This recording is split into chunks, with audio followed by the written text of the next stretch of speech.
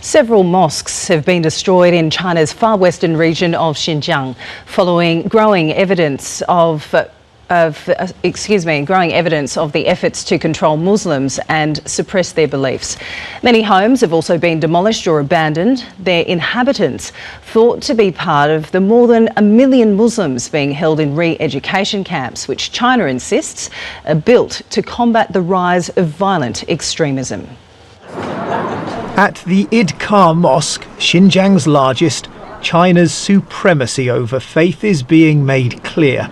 From the flag fluttering on the roof to the clean-shaven faces below.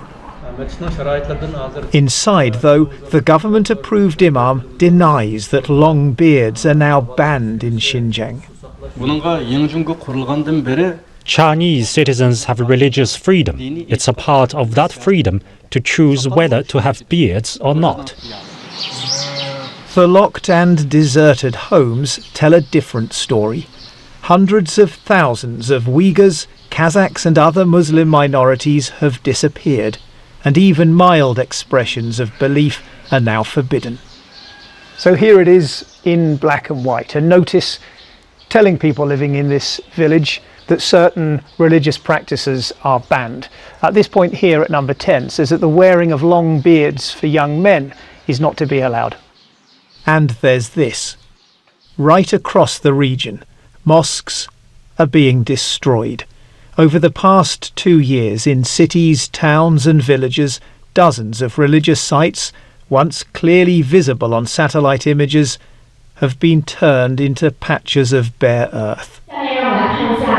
China's case is laid out in gruesome detail in this exhibition, designed to show that Xinjiang has suffered years of separatist violence.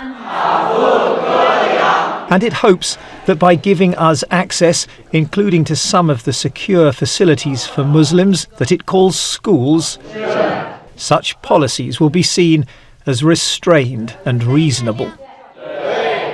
But this is the gatehouse to the Aitika Mosque in the city of Keria. Its distinctive shadow shows it was still standing in late 2017. Now it's gone, overwhelmed by the surrounding commercial development.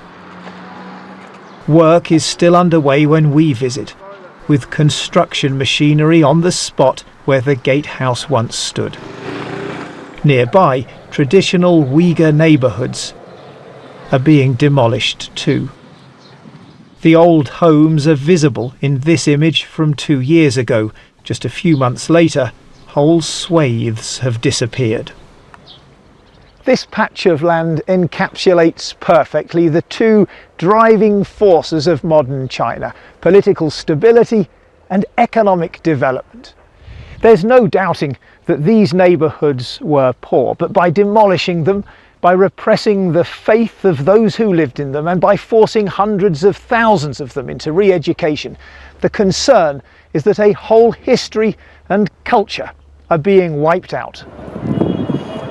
In 2015, we filmed the crowds, young and old, turning up to pray at the Idkar Mosque. 4 years on, this is the scene just before prayer time. Inside, a few elderly men gather in silence. Isn't the truth that what we've just seen is proof that China has suffocated Islam in this region? It's true that a few years ago there were many more people, but nowadays the government is creating jobs. People are busy making money, so naturally fewer come to pray. Until recently, this place was the vibrant heart of a deeply devout society. Now there's almost no one left.